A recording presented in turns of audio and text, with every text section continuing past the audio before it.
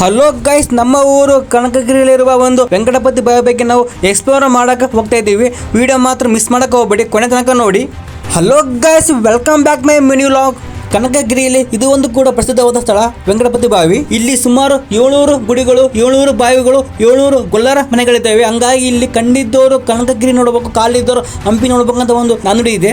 ಕ್ರಿಸ್ತಶಕ 1570ರಿಂದ 1418ರಲ್ಲಿ 1ನೇ ಕನಕಪ್ಪ ಉಡುಚ ನಾಯಕನವರ ಕಾಲಘಟ್ಟದಲ್ಲಿ ಅವರ ತಮ್ಮನಾದ ವೆಂಕಟಪ್ಪ ಉಡುಚ ನಾಯಕನವರು ಈ ವೆಂಕಟಪತಿ ಬಾವಿಯನ್ನು ಕಟ್ಟುತ್ತಾರೆ. ಹಂಗಾಗಿ ಈ ಬಾವಿಗೆ ವೆಂಕಟಪತಿ ಬಾವಿ ಅಂತ ಹೆಸರು ಬಂತು. ಈ ಸ್ಮಾರಕವು ನೆಲದಿಂದ 70 ಅಡಿ ಒಳಗಡೆ ಬಾವಿ ಕಟ್ಟಲಾಗಿದೆ. ಈ ಗುಡಿಯ ಬದಿಯ ಮಂಟಪಗಳಲ್ಲಿ ವಿಜಯನಗರ ಶೈಲಿಯ ಕಂಬಗಳಿವೆ. ಈ ಬಾವಿಗೆ 3 ಗುಪ್ತ ಮಾರ್ಗಗಳಿದ್ದು 2 ಅಂತಸ್ತಿನಿಂದ ನಿರ್ಮಿಸಲಾಗಿದೆ. ಎಡಬದಿಯಲ್ಲಿ ಗಜಾಸುರ ಸಂಹಾರ ಮೂರ್ತಿ ಮತ್ತು ನಾಗಸರ್ಪಗಳ ಕೆತ್ತನೆಗಳಿವೆ. ಕಂಬದ ಅಧಿಷ್ಠಾನಗಳಲ್ಲಿ ಸಿಂಹ, ನೃತ್ಯ ಮತ್ತು ವಾದ್ಯಗಾರರ ಶಿಲ್ಪಗಳಿವೆ. ಬಾಲ್ಕನಿಯ ಛತ್ತಿನಲ್ಲಿ ಸುಂದರವಾದ ಜಾಮಿತಿಯ ವಿನ್ಯಾಸದ ಕೆತ್ತನೆಗಳಿವೆ.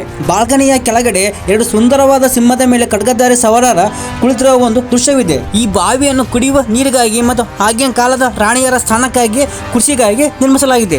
ಇನ್ನೂ ನಮ್ಮೂರಿನ ಐತಿಹಾಸಿಕ ಸ್ಥಳಗಳ ಬಗ್ಗೆ ನಿಮಗೆ ಬೇಕಂದ್ರೆ ಕಮೆಂಟ್ ಮಾಡಿ ತಿಳಿಸಿ. ನೆಕ್ಸ್ಟ್ ವಿಡಿಯೋದಲ್ಲಿ ನಾನು ತಿಳಿಸ್ತೀನಿ. ಓಕೆ ಗೈಸ್, ಈ ಲಾಗ್ ನಿಮಗೆ ಇಷ್ಟ ಆಗಿದ್ರೆ ಲೈಕ್ ಮಾಡಿ, ಶೇರ್ ಮಾಡಿ, ಕಮೆಂಟ್ ಮಾಡಿ, ಫಾಲೋ ಮಾಡಿ, ಹಾಗೆ ಸಪೋರ್ಟ್ ಮಾಡಿ. ಟೇಕ್ ಕೇರ್, ಬಾಯ್ ಬಾಯ್.